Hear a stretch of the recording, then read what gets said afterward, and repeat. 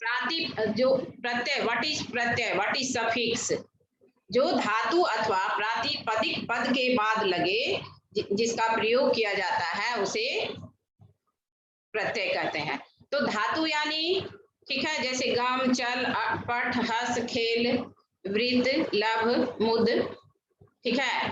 और प्रातिपदिक हो गया जैसे नाम, नाम धातु उसको कहते हैं, समझ गए, जो संज्ञा सर्वनाम विशेषण के साथ लगता है, इसको सुबंत पद भी कहते हैं, ठीक है। और धातु को तिंगंत पद। तो उसके बाद जो मतलब प्रत्यय लगता है उसे, जो मतलब शब्द लगता है उसे प्रत्यय कहते हैं, ठीक है। तो प्रत्यय मैंने बताया कि दो तरह का, तद्धित और कृदंत, ये तो कल डिस्कस कर दिए हैं, पहले भी किए थे। और ऐसे भी प्रत्यय क्या कहा जाता है, मूल रूप में धातु तिंगंत पद के साथ जो प्रत्यय लगता है वो तो है, वो भी मैंने बताया है, तीता अंति, सीथा था परस्मय पद में और आत्मने पद में ते एते अंते। और अब ये जो नाम धातु के साथ प्रातिपदिक के साथ जो मूल रूप का प्रत्यय, मूल रूप का प्रत्यय दो तरह का है, सुबंत और तिंगंत। इसके अलावा ये प्रत्यय जो है वो धातु और संज्ञा सर्वनाम सुबंत के साथ लगता है। फिर से सुनो, प्रत्यय के दो रूप हैं, ठीक है, पद के दो रूप हैं, सुबंत पद और तिंगंत पद, ठीक है।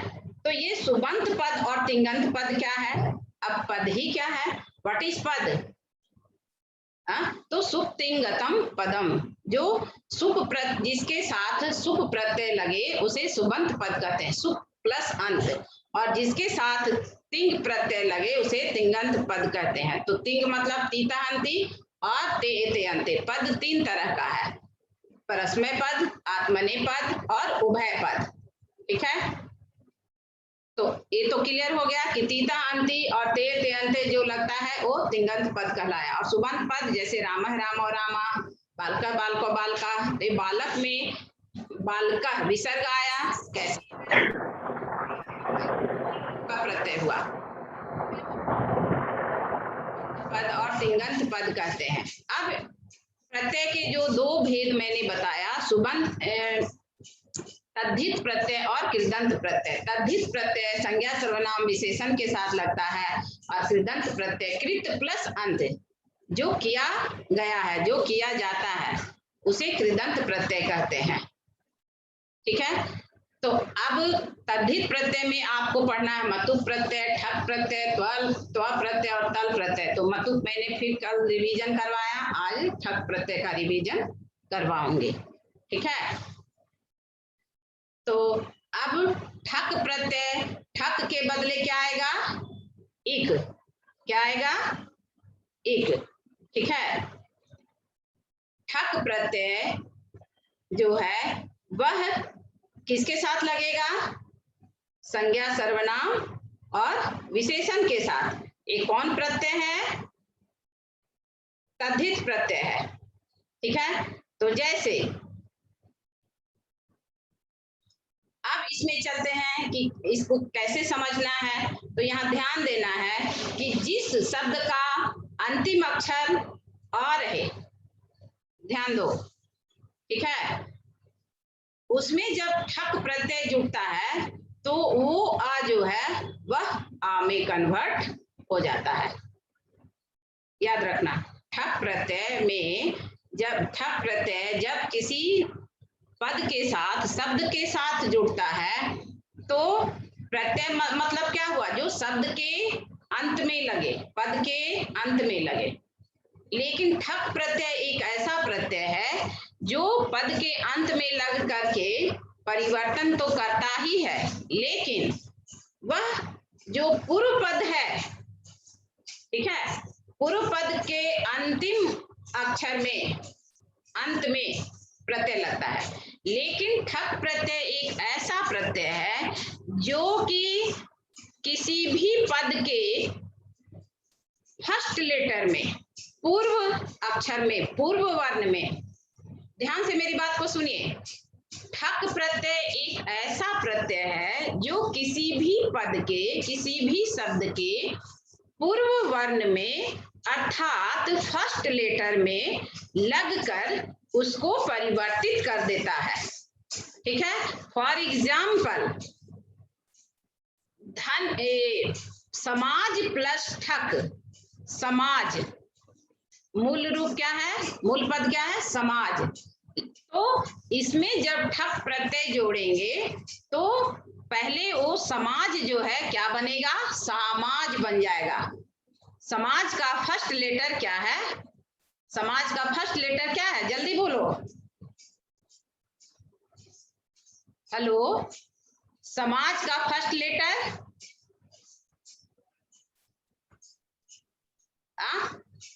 अनुज, समाज, यस गुड, वेरी गुड। समाज का फर्स्ट लेटर है स, ठीक है, और पूरा स है ना।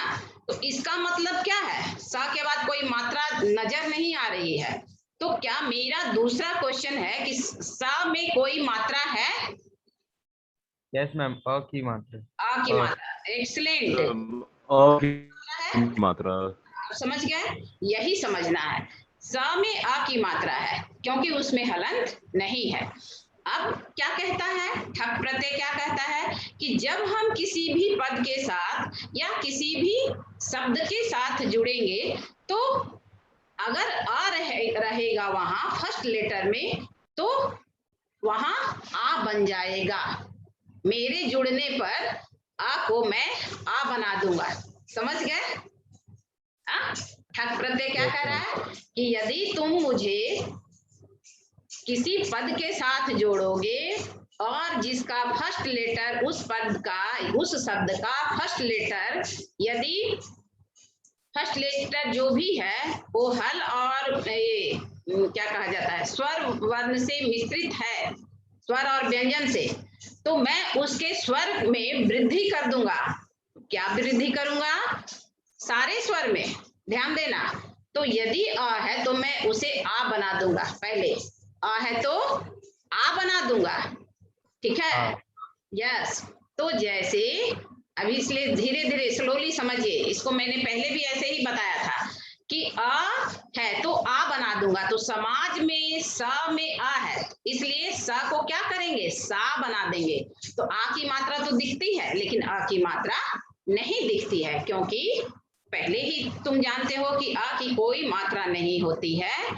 जो हल व्यंजन में मिल करके, जब हल व्यंजन में अ की मात्रा मिलती है तब वह कंप्लीट व्यंजन वर्ण होता है, अर्थात वहां से हलंत हट जाता है, ठीक है। तो इसलिए स को सा करते हैं, तो समाज का किए समाज, क्लियर। अब ठक प्रत्यय क्या कहता है कि ठक के बदले इक लगेगा, ठीक है, क्या लगेगा, इक।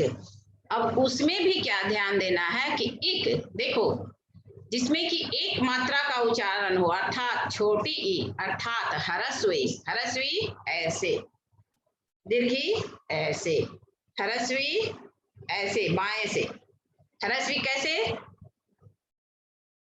कैसे व्यंजन, हरस्वी कैसे उड़ाते हैं, पहले चुनरी के तरह कैसे उड़ाते हैं। ये क्लॉकवाइज हुआ कि एंटी क्लॉकवाइज हुआ, बताओ। मैं क्लॉकवाइज हुआ, हाँ, ठीक है। और दीर्घी ऐसे, एंटी क्लॉकवाइज, एंटी क्लॉकवाइज, हरस्वी क्लॉकवाइज, दीर्घी एंटी क्लॉकवाइज, एकदम क्लियर। तो इक प्रत्यय जहां भी लगेगा वो क्लॉकवाइज, ठीक है। तो समाज में इक लगाए तो अब ये इक कहाँ लगेगा, कहाँ लगेगा, समाज, कहाँ लगेगा, ज में लगेगा, अंतिम लेटर में न लगेगा, कहाँ लगेगा, सामाजिक, सामाजिक, एकदम क्लियर। दूसरा एग्जाम्पल, वर्ष प्लस ठक, वर्ष को क्या, सुनो, वर्ष को क्या करेंगे, वार्ष, क्या करेंगे, वर्ष इक्वल टू वार्ष, वार्ष, और इक्वल प्लस ठक, ठक के बदले एक, इक्वल टू वार्षिक। क्लियर हो गया कि लिख के बताऊं, क्योंकि पहले तो मैंने, क्लियर है ना, क्लियर है, रिवीजन क्लास चल रहा है। अब इसी से अभी जितना एग्जाम्पल हो सके मैं दे रही हूं, अर्थ प्लस ठक, अर्थ को क्या करूंगी, क्या करोगे तुम? अर्थ अर्थ और प्लस एक इक्वल टू अर्थ ठीक। धर्म प्लस ठक, चौथा एग्जाम्पल, धर्म है ना, प्लस एक इक्वल टू धार्मिक। धार्मिक। एकदम क्लियर हो गया? Yes ma'am yes ma'am. Yes. अब ये समझना है कि जहां पर ऑलरेडी पहले से आ की मात्रा है ही, तो उसमें हमें कुछ नहीं करना है, क्योंकि ऐसे भी दीर्घ संधि में पढ़े हो ना कि आ में आ मिलाते हैं तब भी आ होता है, आ में आ मिलाएंगे तब भी आ ही होगा, है ना। तो इसलिए उसका डेफिनेशन भी क्या है कि समान स्वर वर्ण। तो इसलिए जहां पर आ की मात्रा है वहां तो पहले से आ है ही, इसलिए हमें कुछ नहीं करना है, वहां ठक के बदले इक जोड़ देना है। तो मास, फॉर एग्जाम्पल, मास प्लस ठक इक्वल टू मास प्लस इक इक्वल टू मासिक। क्लियर हो गया? Yes ma'am. Yes ma'am clear हो गया? हाँ। अब चलते हैं ई में, ठीक है।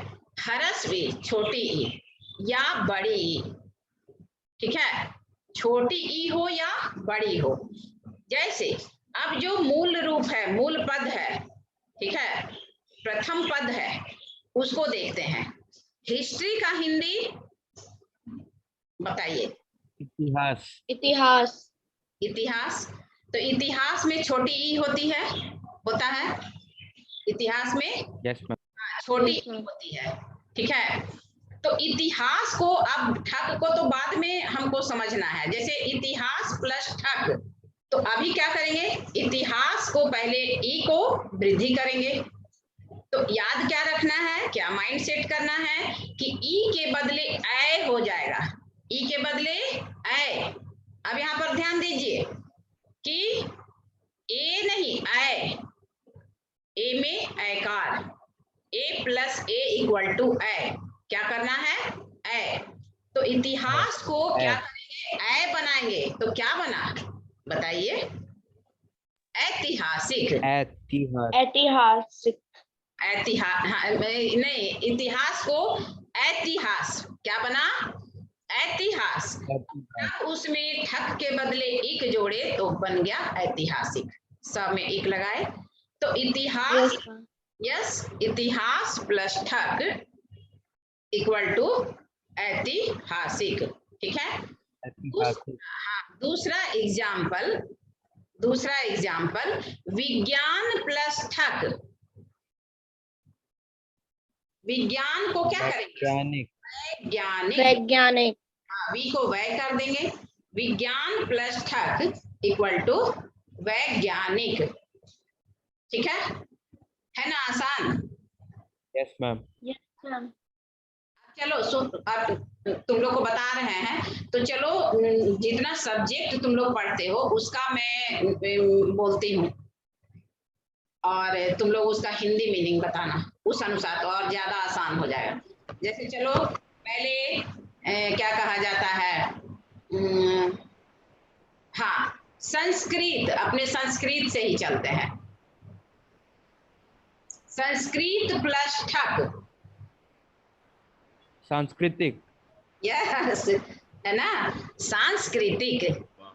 संस्कृत प्लस ठक इक्वल टू सांस कर दिए और उधर एक लगा दिए, सांस्कृतिक, ठीक है। अब आते हैं मैथमेटिक्स में, मोस्ट इंपॉर्टेंट सब्जेक्ट मैथमेटिक्स माना जाता है ना, hero of the subject. Mathematics क्या है, मानता है ना लोग, हीरो यस मैम। मैं नहीं मानती हूँ, मैं मानती हूँ my subject Sanskrit is all in all, है ना, ठीक है। मेरा सब्जेक्ट सर्वश्रेष्ठ है, लेकिन मानने वाले मानते हैं, है ना तो चलिए, क्योंकि Sanskrit is not only the mother language but each and every subject comes out from Sanskrit. ये मैंने बताया, तुम लोग को प्रूफ भी दिया है। Yes ma'am. Yes, ma'am. हाँ, अब गणित प्लस ठक, बोलिए गणित। गणित।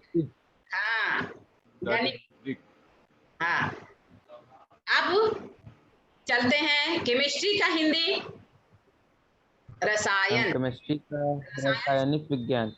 रसायन नहीं, रसायन शास्त्र, रसायन। तो रसायन प्लस ठक, रासायनिक। रासायनिक रासायनिक, रासायनिक, रासायनिक ना होगा। Yes ma'am. रासायनिक या रासायनिक? रासायनिक, ठीक है।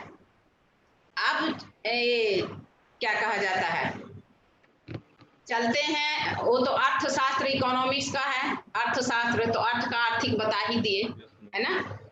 अब चलते हैं ई वाले में, तो हिस्ट्री का इतिहास बोले ही, इतिहास प्लस ठक ऐतिहासिक।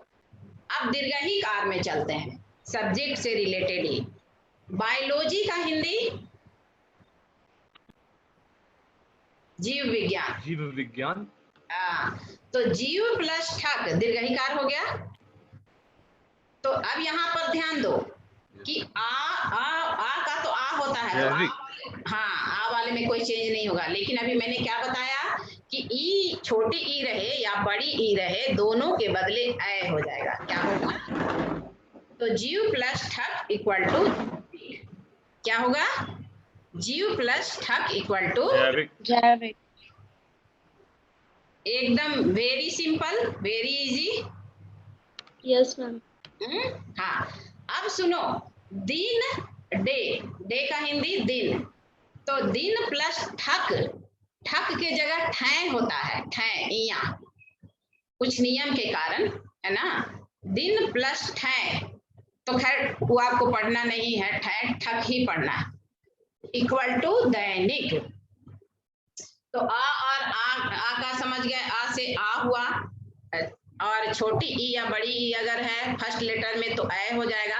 अब उसके बाद क्या आता है, ऊ, तो ऊ के बदले आओ हो जाएगा। क्या होगा, ऊ के बदले आओ, चाहे वो, हाँ, हरस ऊ हो या दीर्घ हो, छोटा ऊ हो या बड़ा हो, ऊ हो, दोनों के बदले आओ हो जाएगा। फॉर एग्जाम्पल, उद्योग प्लस ठक, ऊ को क्या करेंगे, औ, औद्योग, और ठक के बदले इक, तो उद्योग प्लस ठक इक्वल टू औद्योगिक। क्लियर। अब चलते हैं सब्जेक्ट से रिलेटेड, फिजिक्स का हिंदी, फिजिक्स का हिंदी नहीं मालूम, मैम नहीं। भौतिक शास्त्र। क्या होता है, भौतिक शास्त्र। भौतिक। हाँ, मैं कहती हूँ कि संस्कृत पढ़ने वाला हिंदी, इंग्लिश, संस्कृत तीनों जानता है, ऐसे पढ़िए, आपका नॉलेज इनहांस होगा। तो अब भौतिक का बताइए, प्रकृति प्रत्यय, भाव हो गया, उगाव हुआ, क्या करना है, भौतिकी। तो भौतिक हो गया तुम्हारा मतलब समस्त पद, उसको प्रकृति प्रत्यय अलग बनाना है। अभी तक मैं प्रकृति प्रत्यय को जोड़ रही थी, अब फाइनल आंसर है जैसे रासायनिक, तो क्या करोगे, रसायन प्लस ठक, आर्थिक, अर्थ प्लस ठक, ऐतिहासिक, इतिहास प्लस ठक। वैसे भौतिक को करो अलग, भूत प्लस ठक। एक्सेलेंट, भूत प्लस ठक, ठीक है। who has say your name, raise your hand। अद्वैत। अद्वैत, हाँ, ठीक है। बाकी बच्चे समझे, यस मैम। हाँ, तो नहीं समझे, कौन नहीं समझे, नाम बोलो। अनुज। अग्रज के अनुज, अनुज। अनुज, अनुज, ये और ई वाला समझ गए, यस मैम। ठीक है। ये आ वाला नहीं समझे, जैसे उद्योग मैंने बताया ना, उद्योग का फर्स्ट लेटर क्या है, उद्योग, देखो मैं लिख कर बता रही हूँ, उद्योग का फर्स्ट लेटर क्या है, सो तुम पहले बोलो, बोलो। अनुज, Yes, ma'am. उद्योग का फर्स्ट लेटर क्या है? उद्योग में फर्स्ट लेटर क्या है? उद्योग का पहला अक्षर क्या है? मैम ओ। ऊ। अनुज, ऊ है ना? अनुज अब बोलेगा नहीं। Yes, ma'am. तो Yes, उद्योग ma'am. तुमसे पूछ रहे हैं, पहला अक्षर नहीं समझ रहे हो? उद्योग का पहला अक्षर क्या है? ऊ। तो यहाँ मैंने क्या बताया कि ऊ की जगह क्या हो जाएगा? आओ। क्या होगा? ऊ की जगह क्या आओ। होगा? आओ। ठीक है।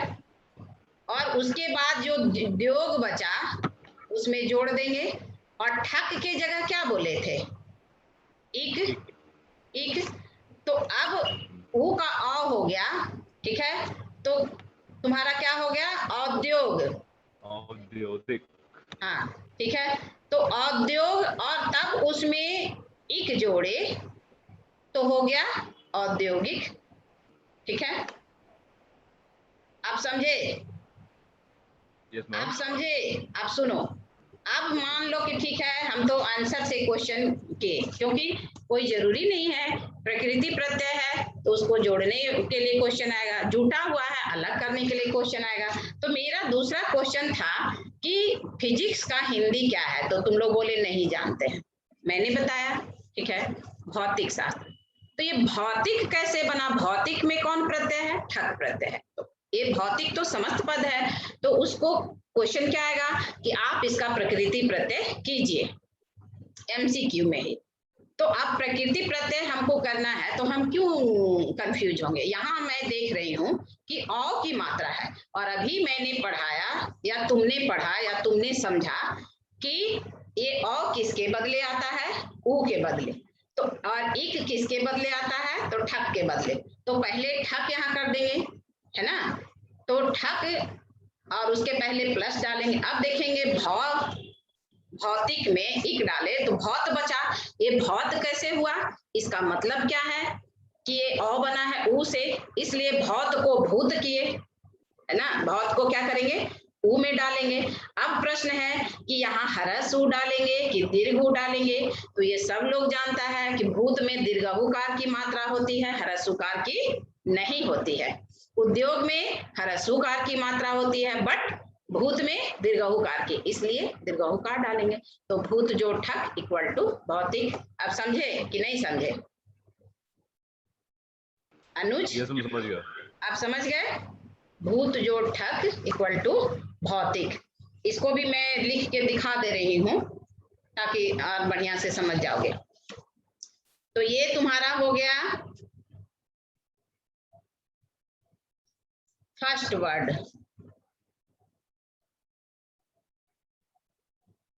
भूत। ठीक है। और लास्ट वर्ड है ठक। ठीक है। अब यहाँ पे ठीक है, ऊ को अलग करते हैं पहले। भ प्लस उत। अभी मैंने बताया ना कि ए ऐसा प्रत्यय है जहां की फर्स्ट लेटर में भी परिवर्तन होता है जो किसी में नहीं होता है। तो भत भ प्लस उत प्लस एक, यहाँ हो जाएगा फिर भ प्लस औत प्लस एक इक्वल टू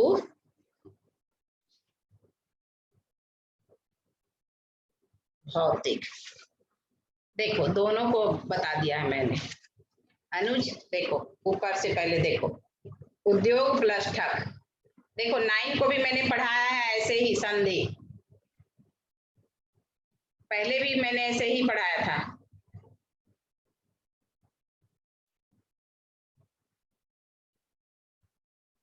दिख रहा है? Yes ma'am. मैम थोड़ा नीचे कीजिए ना। Yes, ma'am, थोड़ा पीछे कीजिए।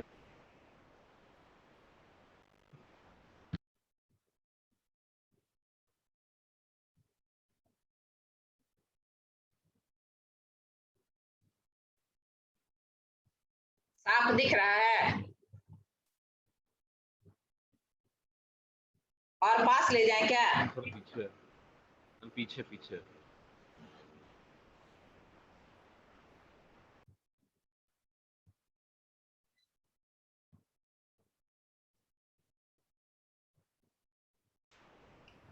कॉपी में लिख लो। हाँ, मैम थोड़ा सा ऊपर करिए ना।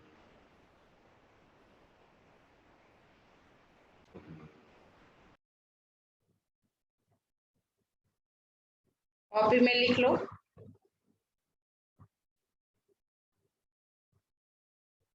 अब देखो नीचे वाला हम दिखा दे रहे हैं, दिख रहा है? Yes ma'am.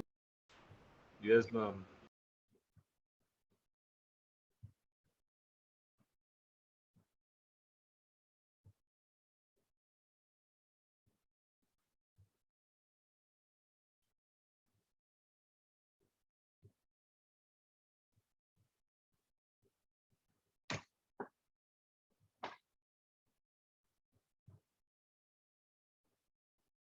कॉपी में उतार लो। अब वीडियो में तो रहेगा ही,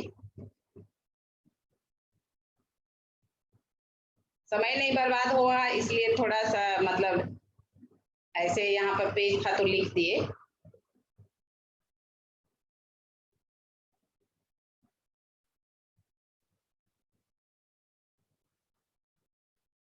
क्लियर है? बोलो। यस। ठीक है।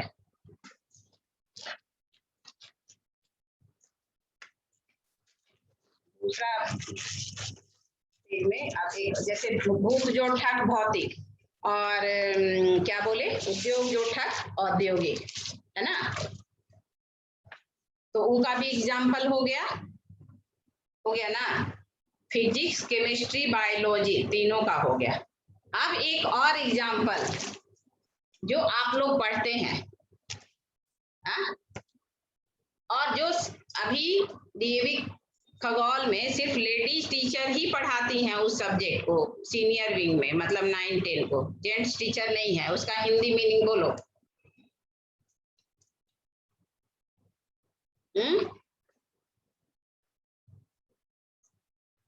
बोल सकते हो? और कौन सब्जेक्ट बचा? इकोनॉमिक्स हो गया, हिस्ट्री हो गया, पॉलिटिकल साइंस बाकी है, ज्योग्राफी बाकी है, geography, political science and geography. तो बताइए पॉलिटिकल साइंस का हिंदी मीनिंग क्या हुआ और ज्योग्राफी का हिंदी मीनिंग क्या हुआ? मैम पॉलिटिकल साइंस का मैम राजनीतिक विज्ञान। Yes, good. कौन बोले? नाम बताइए। मैम आकृति। आकृति। मैम राजनीतिक या राजनैतिक? राजनीति सुनो ना, हम अभी तो हम तुमको हिंदी मीनिंग पूछ रहे हैं, है ना? राजनीति शास्त्र या राजनीति विज्ञान। तो यहाँ पर क्या होगा? राजनीति खुद अपने में राज्य है, रा आकार है, यहाँ तो आकार है ही, जैसे मास जो ठक मासिक, समझ रहे हो अद्वित? हेलो हेलो, आप बोलोगे नहीं? हेलो।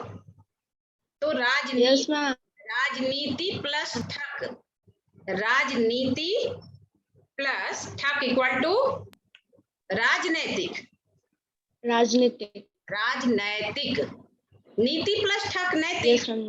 नीति प्लस ठक नैतिक, तो राजनीति प्लस ठक राजनैतिक। यहाँ नीति में तो सिर्फ ई का दिखा रहा है और राजनीति में वहां राज आ का है, वो भी हो गया, दोनों एक में हो गया। हो गया ना राजनीति। तो राजनीति प्लस ठक राजनीतिक। अब ज्योग्राफी का हिंदी मीनिंग जल्दी बोलो। कोई नहीं? मैं बता रही हूँ।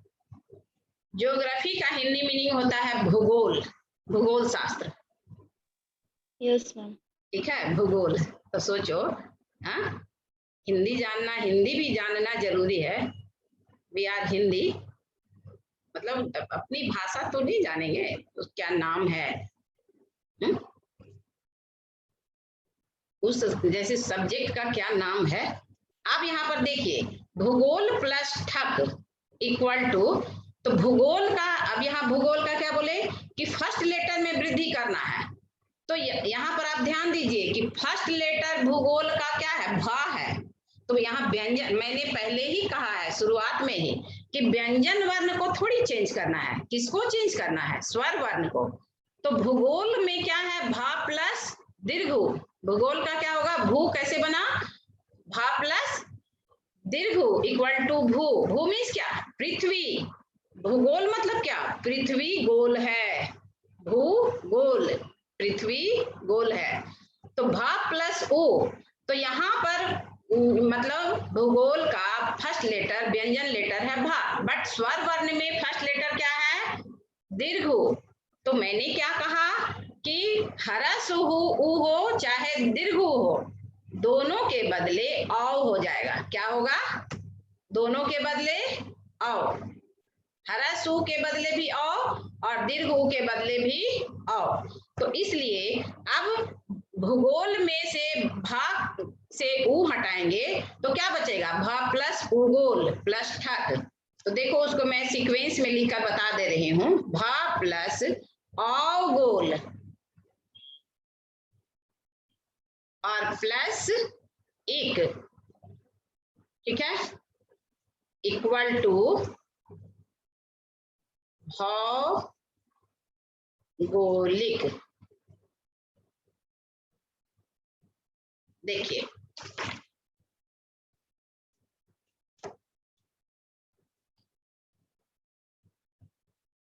ठीक है, ठीक है। फर्स्ट स्टेप हो गया, सेकेंड स्टेप हो गया, थर्ड स्टेप हो गया, final answer.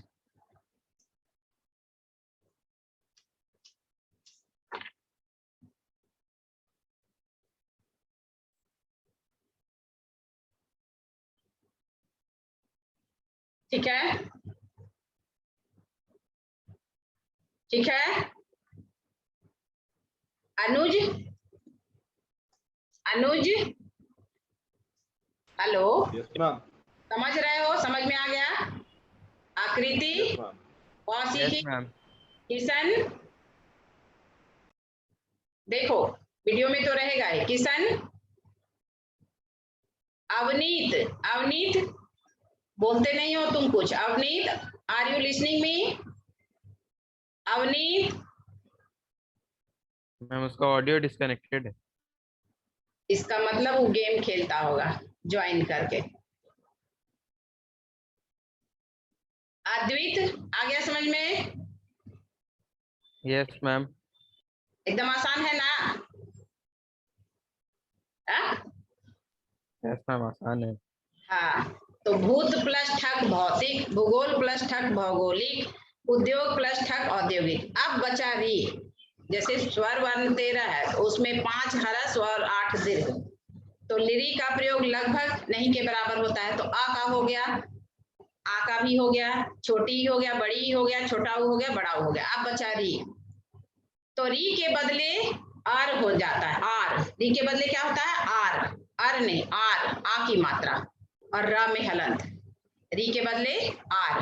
For example, Krittika plus ठक इक्वल टू छठ किस महीने में होता है? कार्तिक। यस, कार्तिक। कार्तिक। हाँ, कृतिका प्लस ठक, एकदम याद रखिएगा। एक यही प्रत्यय ऐसा प्रत्यय है जो शब्द के बाद तो परिवर्तन होता ही है, लेकिन शब्द के फर्स्ट जो स्वर वर्ण है, व्यंजन वर्ण में नहीं, क्योंकि यहाँ पर भी आप देखिए फर्स्ट लेटर क है कृतिका का, उसके बाद उसमें री की मात्रा जुटी तो क्री हुआ। तो पद के फर्स्ट स्वर वर्ण में परिवर्तन होता है। तो अगर री है तो आर हो जाएगा। तो कृतिका प्लस ठक इक्वल टू कार्तिक। कृतिका का प्लस रीतिका, देखो मैं ऐसे ही इसको बता दे रही हूँ। और प्लस 1। ठीक है, ये हो गया तुम्हारा फर्स्ट स्टेप। अब सेकेंड स्टेप में फिर क प्लस आर्तिक, आर है ना, क प्लस आर।